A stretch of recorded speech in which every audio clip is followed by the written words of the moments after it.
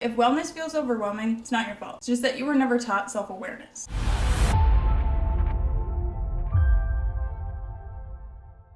Welcome back. If you're new here, my name is Louise, and today we're beginning our very first pillar of gentle wellness. It's simply noticing yourself, your thoughts, your body, your emotions. We're just seeing what's here. And I get it. These steps can feel a little slow, like, okay, Louise, come on. But skipping them is basically the wellness version of running a race with your shoelaces flapping in the wind. Sure, you can run, but you're doing that awkward half shuffle, trying not to step on your shoe, or you're full send in it until surprise, you're on the ground. Foundations are like that double knot you tied before you started the race. A few seconds now saves you a whole lot of chaos later. So how do you actually start building awareness? First great way to do that is just simply naming your emotion. Not why you feel it, but what you feel. And try shifting that perspective from I'm anxious to I am experiencing anxiety at this moment. It's something moving through you, not something that you are indefinite. And often what we think we're feeling isn't always what we're feeling. Because maybe you're not irritated, maybe you're just overstimulated. Maybe you're not angry, maybe you're hurt. Maybe you're not lazy, maybe you're just depleted. And with that being said, I've created for you a free downloadable PDF with 100 emotions, including the subtle ones that we tend to forget about, prompted question journaling for you to get started at your own pace. This again is completely free, available for you to download in the description box below. You can pick and choose what best fits you, because sometimes just simply having the right words helps you understand your needs more clearly and support yourself with compassion instead of just guessing. Those are available for you when you have more time, but often it's the present moment that we get a little bit more tripped up. So try checking in with yourself at natural transitions. When you wake up, at lunchtime, after work, just ask yourself how you feel before and after. Taking that little pause in between tasks helps you notice what you're carrying emotionally, so you don't offload that onto others. Because unfortunately, we can't remove all things that are unpleasant. That's just not real life. But noticing how you move through it does give you a choice. You can choose to come back to that task later. You can soften and slow down a little bit instead of just powering through a task. Adjust your environment a little bit. Dim the lights, turn down the music, step into another room or go outside, get a breath of fresh air, recollect yourself.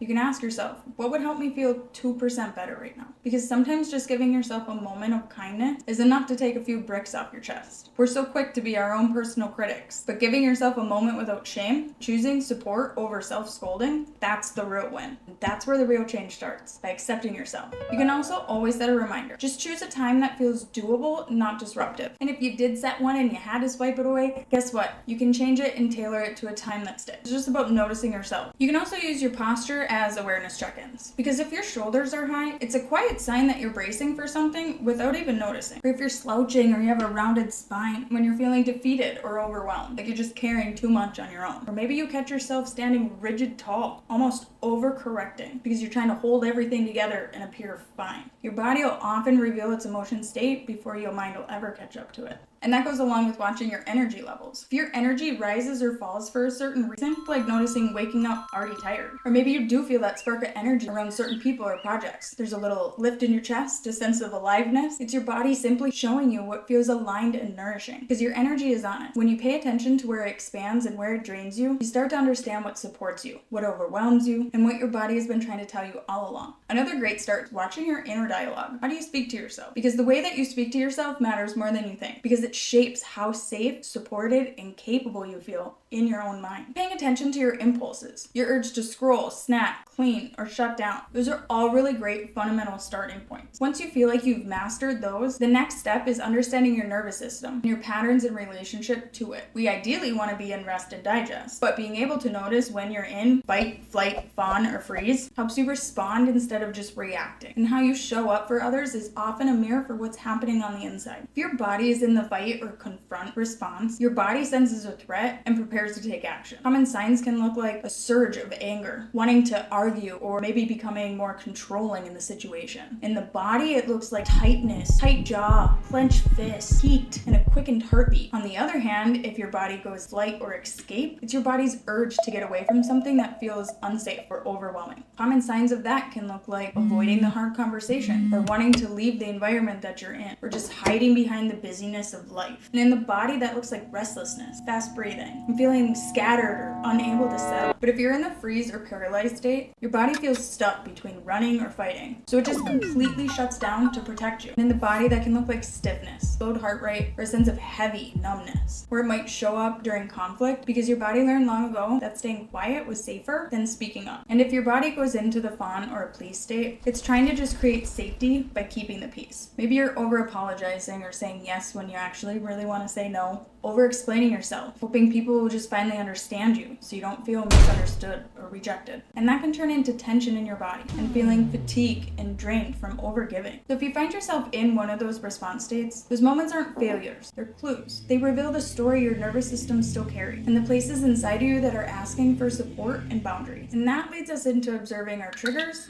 without judgment. Triggers are something that every single one of us carry, just in different shapes, different intensities, and different stories behind them. What feels small to somebody might feel completely overwhelming to the next. And that doesn't make anybody too much or not enough. It simply means we've lived different lives, with different experiences that shaped how our bodies keep us safe. Because your triggers aren't your failures or something that you should feel ashamed of. It's just bringing gentle awareness to the parts of you that have been misled. Some triggers you may be able to explore on your own. Others might feel louder, heavier, and harder to navigate, and that's completely okay. If your triggers do feel unmanageable or overwhelming, reaching out to a licensed therapist or a mental health professional can offer support, grounding, and guidance. And there are also free resources available to point you in the right direction and help you get started. You don't have to hold everything by yourself. If you pause long enough to hear it, your body always has the answers. These practices help you understand yourself with deep clarity. And as we move on to the next pillar, things begin to open up even more. Like turning the page you didn't even know you were ready to read. So stick around. Together, let's build that dream life. The one with purpose and connection, not just chaos and iced coffee.